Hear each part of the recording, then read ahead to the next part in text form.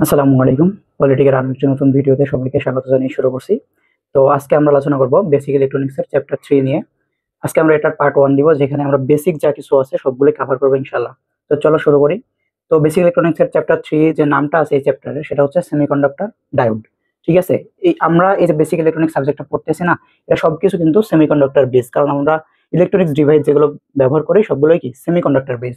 So আমাদের যতগুলো chapter পড়বে বেসিক ইলেকট্রনিক্স এর সবগুলো কি হবে, আমার সেমিকন্ডাক্টর বেস হবে।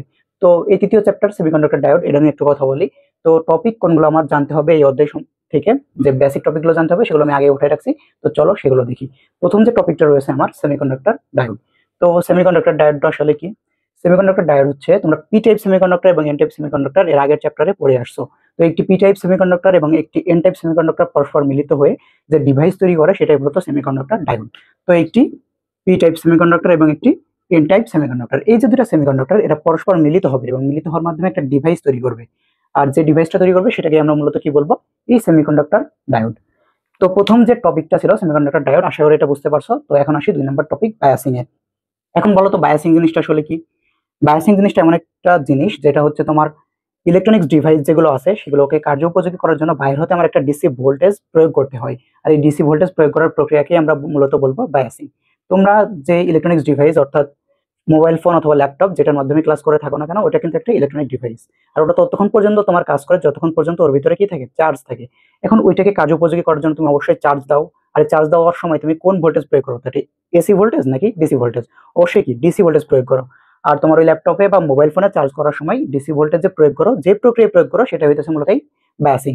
বায়াসিং এর কিছু প্রকারভেদ রয়েছে। বায়াসিং তোমার মূলত 2 প্রকার। বায়াসিং কয় প্রকার? 2 প্রকার। এক নাম্বারটা কি? Forward biasing. আর 2 নাম্বারটা তোমার হইতেছে রিভার্স বায়াসিং। এই যে বায়াসিং এর প্রকারভেদ, ফরওয়ার্ড বায়াসিং এবং রিভার্স বায়াসিং। তো ফরওয়ার্ড বায়াসিং জিনিসটা আসলে কি? পিএন জাংশনের মধ্য দিয়ে যদি কারেন্ট প্রবাহিত হয় তবে সেটাকে আমরা বলতে পারবো ফরওয়ার্ড বায়াস। তো পিএন জাংশনটা এবার কি, এবার তো আমার জানতে হবে পিএন জাংশন সেটা কি। পিএন জাংশন, পিএন জাংশন জিনিসটা আসলে কি? একটি পি টাইপ সেমিকন্ডাক্টর এবং একটি এন টাইপ সেমিকন্ডাক্টর পরস্পর মিলিত হয়ে কিন্তু একটা ডিভাইস তৈরি করছিল, সেটাকে আমরা কি বলছিলাম? Semiconductor diode. আর যেই স্থানে সেটা মিলিত হবে সেটাকে আমরা বলবো পিএন জাংশন। মনে করো একটি পি টাইপ সেমিকন্ডাক্টর আর একটি এন টাইপ সেমিকন্ডাক্টর, এরা এই জায়গাতে পরস্পর মিলিত হলো, মিলিত হওয়ার মাধ্যমে আমার সেমিকন্ডাক্টর ডায়োড তৈরি করলো। আর এটা এই জায়গাতে মিলিত হয়েছে না আমার, এই যে স্থান, এটাকে মূলত বলবো পিএন জাংশন।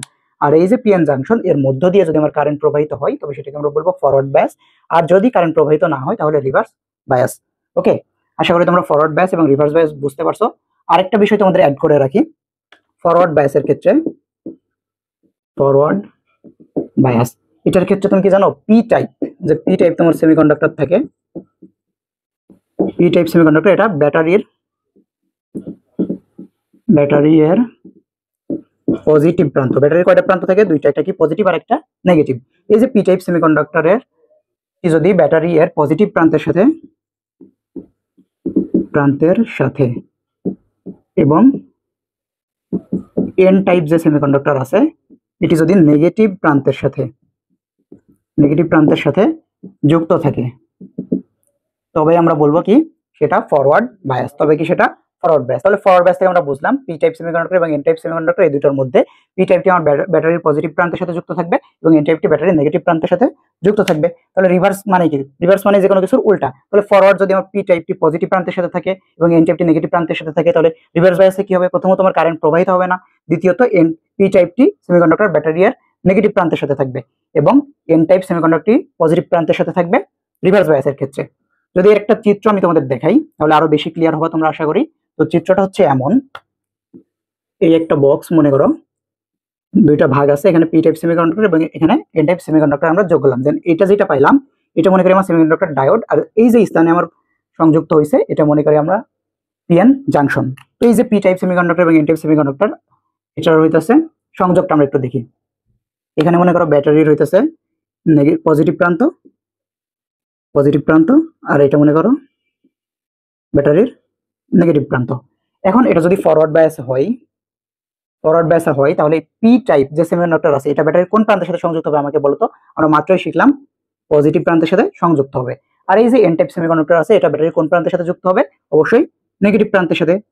ফরওয়ার্ড বায়াসের যে সংজ্ঞা আছে সেখান থেকে আমরা এটা জানতে পারলাম। এখন কারেন্ট প্রবাহের একটা দিক তো আমাকে দেখাইতে হবে। কারেন্ট তোমার হচ্ছে ইলেকট্রনের প্রবাহিত মূলত কারেন্ট, আর ইলেকট্রন তোমার সবসময় নেগেটিভ হতে পজিটিভের দিকে কি হয়, প্রবাহিত হয়। তো এই যে নেগেটিভ হতে পজিটিভের দিকে প্রবাহিত হবে, এই অ্যারো চিহ্ন দ্বারা আমরা প্রবাহিত চিহ্নটা বোঝাইলাম। তো ফরওয়ার্ড বায়াসে পি টাইপের সাথে পজিটিভ প্রান্ত ব্যাটারির এবং এন টাইপের সাথে নেগেটিভ প্রান্ত ব্যাটারি সংযুক্ত হয়। এখন আসি আমরা রিভার্সের ক্ষেত্রে, চিত্রটা কেমন হবে, সেম শুধুমাত্র এর উল্টা। এটা ছিল ফরওয়ার্ড, এখন আসি রিভার্স। রিভার্সের ক্ষেত্রে কি হবে, মনে করো এটি একটি ডিভাইস যেখানে পি টাইপ এবং এন টাইপ সেমিকন্ডাক্টর সংযুক্ত করছে, আর এটা পিএন জাংশন। এটা মনে করো ব্যাটারির পজিটিভ প্রান্ত, এটা ব্যাটারির নেগেটিভ প্রান্ত। ওকে, সরি এটা একটু উল্টা হবে, এটা ব্যাটারির নেগেটিভ প্রান্ত আর এটা ব্যাটারির পজিটিভ প্রান্ত। রিভার্স বায়াসের ক্ষেত্রে এন টাইপ কিসের সাথে যুক্ত থাকবে, ব্যাটারির পজিটিভ প্রান্তের সাথে, আর পি টাইপ কিসের সাথে, নেগেটিভ প্রান্তের সাথে।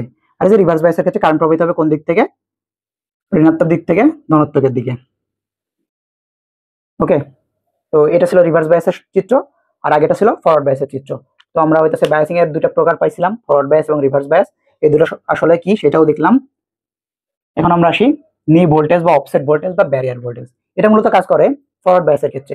তো নি ভোল্টেজ বা অফসেট ভোল্টেজ বা ব্যারিয়ার ভোল্টেজ, এটা বলতে আসলে কি বুঝি, একটা নির্দিষ্ট ভোল্টেজের পরিমাণ থেকে, যে এটা আমার যখন এত দূর পর্যন্ত আমি ভোল্টেজ প্রোভাইড করবো, এটা নির্দিষ্ট হারে চলতে থাকবে। যখনই এর থেকে বেশি দিব, একটা উত্তরাধিকারে বৃদ্ধি পাবে। এটা মূলত তোমার নি ভোল্টেজ বা ব্যারিয়ার ভোল্টেজ। মনে করো সিলিকনের ক্ষেত্রে এই নি ভোল্টেজ পরিমাণ 0.7 ভোল্ট, আর জার্মেনিয়ামের ক্ষেত্রে 0.3 ভোল্ট। এখন দেখো এই 0.7 এর থেকে যখন বেশি হবে সিলিকনের ক্ষেত্রে, তখন অত্যাধিকারে বৃদ্ধি পাবে মনে করো, আর জার্মেনিয়ামের ক্ষেত্রে 0.3 এর বেশি হলে অত্যাধিকারে বৃদ্ধি পাবে। মনে করো জার্মেনিয়ামের ক্ষেত্রে 0.1, 0.2, 0.3 এই পর্যন্ত আমার কারেন্ট এই নির্দিষ্ট হারে আসছে। এখন যখনই আমি 0.4 এ চলে গেছি, দেখো কারেন্ট এখান থেকে অত্যাধিকারে বৃদ্ধি পেয়ে গেল। এটাই মূলত নি ভোল্টেজ বা অফসেট ভোল্টেজ বা ব্যারিয়ার ভোল্টেজ। এরপরে আমাদের যেটা আছে ব্রেকডাউন ভোল্টেজ। এখন নি ভোল্টেজ যেহেতু আমার ফরওয়ার্ড বায়াসের ক্ষেত্রে কাজ করছে, ব্রেকডাউন ভোল্টেজ আমার কিসের ক্ষেত্রে কাজ করবে, রিভার্স বায়াসের ক্ষেত্রে কাজ করবে। তো ব্রেকডাউন ভোল্টেজ আসলে কি, রিভার্স বায়াসিং এর সময় রিভার্স বায়াসের যে সর্বোচ্চ মান অতিক্রম করলে কারেন্ট অত্যাধিকারে বৃদ্ধি পেয়ে যায়, সেটা হচ্ছে আমার মূলত ব্রেকডাউন ভোল্টেজ। মনে করো 100, এদিকে 50, এদিকে 20, এদিকে 120। মনে করো তুমি সিলিকন বা জার্মেনিয়াম যাই নাও না কেন, রিভার্স বায়াসের ক্ষেত্রে এটি তোমার মনে করো 120 পর্যন্ত ঠিক হারেই আসছে। যখনই তুমি 150 চলে গেছো, এটা অত্যাধিকারে বৃদ্ধি পেয়েছে। এই যে 150 সে অত্যাধিকারে বৃদ্ধি পেলো, এই 150 ওর হবে কি ব্রেকডাউন ভোল্টেজ। আর ওখানে যে সিলিকনের ক্ষেত্রে 0.3 এর পরে যে বৃদ্ধি পাইছে, যেখানে যে বৃদ্ধি পাবে সেটাই হবে তার কি ব্যারিয়ার ভোল্টেজ। এখন আদর্শ ডায়োডের বৈশিষ্ট্য, এটাতে আসি। আদর্শ ডায়োড, আমরা কোন একটা ডায়োড দেখার পরে বুঝবো কেমনে যে এটা একটা আদর্শ ডায়োড।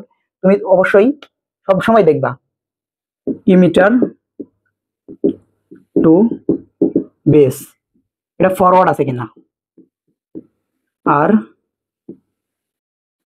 কালেক্টর টু বেস এটা রিভার্স আছে কিনা। বায়াসিং যে পড়লাম, বায়াসিং এর একটা দুইটা শর্ত ফলো করে চলে বায়াসিং। এই দুটো শর্ত যদি ফিল আপ না হয়, সেটাকে আমরা বায়াসিং বলতে পারবো না। একটা ইমিটার টু বেস ফরওয়ার্ড চলবে, আর একটা কালেক্টর টু বেস রিভার্স চলবে। এই যে ইমিটার বেস কালেক্টর, এগুলো তোমরা এই অধ্যায়ে জানতে পারবা না, এই অধ্যায়ে জাস্ট মনে রাখো, বিস্তারিত তোমরা পরবর্তী অধ্যায়গুলোতে জানতে পারবা। তো ইমিটার টু বেস যদি ফরওয়ার্ড থাকে এবং কালেক্টর টু বেস যদি রিভার্স থাকে, তাহলে সেটাকে আমরা আদর্শ ডায়োড বলতে পারবো। এরপরে ফরওয়ার্ড বায়াসে কারেন্ট প্রবাহিত হয়, রিভার্স বায়াসে কারেন্ট প্রবাহিত হয় না। এছাড়াও যদি বলি, যখন কারেন্ট তোমার প্রবাহিত হয় তখন তোমার রেজিস্ট্যান্স কি, জিরো। তো হইতাছে আর সমান হবে জিরো। আর যখন কারেন্ট প্রবাহিত হয় না, তার মানে কি রেজিস্ট্যান্স অসীম। তাহলে বায়াস আদর্শ ডায়োডের আরেকটা বৈশিষ্ট্য আর সমান অসীম। এই যে অসীম কোন ক্ষেত্রে, রিভার্সের ক্ষেত্রে। আর সমান জিরো কার ক্ষেত্রে, ফরওয়ার্ডের ক্ষেত্রে। আশা করি তোমরা আদর্শ ডায়োডও বুঝতে পারছো। এখন পিআইভি জিনিসটা আসলে কি, পিআইভি এর ফুল মিনিং হচ্ছে পিক ইনভার্স ভোল্টেজ। তোমার সর্বোচ্চ একটা ভোল্টেজের মান আছে, যে ভোল্টেজ পর্যন্ত সেই ডায়োডটি সার্ভাইভ করতে পারে। যখনই আমরা সর্বোচ্চ ভোল্টেজ পার হয়ে যাই, তখন আর ডায়োডটি সার্ভাইভ করতে পারে না, নষ্ট হয়ে যায়। মনে করো তুমি একটা ডায়োড তৈরি করছো যে 100 ভোল্টেজ পর্যন্ত নিতে পারবে, কিন্তু 100.00001 হয়ে গেলেই সে নষ্ট হয়ে যাবে। ওই যে যেই মানে মান পর্যন্ত ভালো থাকলো বা সার্ভাইভ করতে পারলো, সেটাই তোমার হচ্ছে পিআইভি। ওকে, এরপর আসে ফরওয়ার্ড এবং রিভার্স বায়াসের কিছু মৌলিক পার্থক্য। এবং ফরওয়ার্ড বায়াসে কারেন্ট প্রবাহিত হয়, রিভার্স বায়াসে কারেন্ট প্রবাহিত হয় না। ফরওয়ার্ড বায়াসের পি টাইপ সেমিকন্ডাক্টর ব্যাটারি পজিটিভের সাথে যুক্ত থাকে, এন টাইপ সেমিকন্ডাক্টর ব্যাটারি নেগেটিভের সাথে যুক্ত থাকে।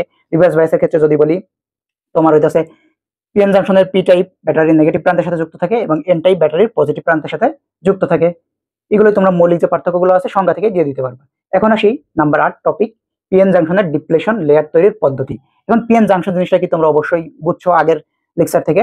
এখন পিএন জাংশনে তোমার পজিটিভ আয়ন এবং নেগেটিভ আয়ন, এগুলোর একটা দিকে আরেকটা ধাবিত হওয়ার একটা আধিক্য দেখা যায়, আর এটাকে মূলত বলে ডিপ্লেশন। ঠিক আছে, আর এটা যে লেয়ার তৈরি করে বা স্তর তৈরি করে সেটাকে মূলত বলে ডিপ্লেশন লেয়ার। মনে করি এটা একটা আমার ডিভাইস, এটা আমার পি টাইপ, এটা আমার এন টাইপ। এখানে মনে করি ইলেকট্রন আছে, দেখো, আর এখানে মনে করো হোল আছে।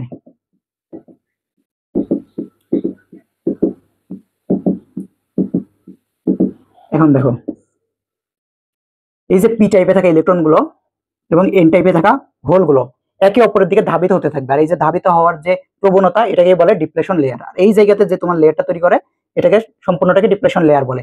এখন দেখো এই যে পি টাইপের ভিতরে যে ইলেকট্রন গুলো আছে আর আর এইগুলো সবগুলো হইতেছে হোল, আর এগুলো হইতেছে ইলেকট্রন। এখন দেখো এই যে পি টাইপে থাকা ইলেকট্রন গুলো এন টাইপের দিকে ধাবিত হবে এবং এন টাইপে থাকা হোল গুলো পি টাইপের দিকে ধাবিত হবে। ধাবিত হওয়ার ফলে দেখো এইভাবে এর দিকে ধাবিত হইলো, এর দিকে ধাবিত হইলো। এই ধাবিত হওয়ার যে প্রক্রিয়া এটাকে বলে ডিফিউশন। ধাবিত হওয়ার প্রক্রিয়াকে কি বলে? ডিফিউশন। আর এই ডিফিউশনের ফলে একটা লেয়ার তৈরি করে, এই যে লেয়ারটা এটাকে মূলত বলে ডিপ্লেশন লেয়ার। তো ডিপ্লেশন লেয়ারের এই চিত্রটা আঁকাবা, আঁকানোর পরে তুমি যে সংজ্ঞাটা দিবা বা বিস্তারিত ব্যাখ্যা যে লিখবা সেটা কি, প্রথমে ডিপ্লেশন লেয়ারের সংজ্ঞাটা দিয়ে দিবা, এরপরে বলবা পি টাইপের ইলেকট্রন গুলো এন টাইপের দিকে ধাবিত হতে চাই এবং এন টাইপের হোল গুলো পি টাইপের দিকে ধাবিত হতে চাই। ধাবিত হওয়ার পরেও পি টাইপে কিছু ইলেকট্রন থেকে যায়, এন টাইপে কিছু হোল থেকে যায় এবং এগুলো ধাবিত হওয়ার পরে যে লেয়ার তৈরি করে সেটাকে মূলত ডিপ্লেশন লেয়ার বলে। এইভাবে যদি তুমি ব্যাখ্যা দিয়ে দাও তাহলে তোমার হয়ে যাবে। তো আজকে আমরা এই চ্যাপ্টারে যে বেসিক গুলো আমাদের প্রয়োজন সেই বেসিক গুলো শিখলাম। এরপরে তোমাদের হইতেছে এই অধ্যায়ের যে বিস্তারিত আলোচনাগুলো আছে সেগুলো নিয়ে পরবর্তী ভিডিওতে দেখা হবে ইনশাআল্লাহ। তখন তোমরা ভালো থাকো, সুস্থ থাকো।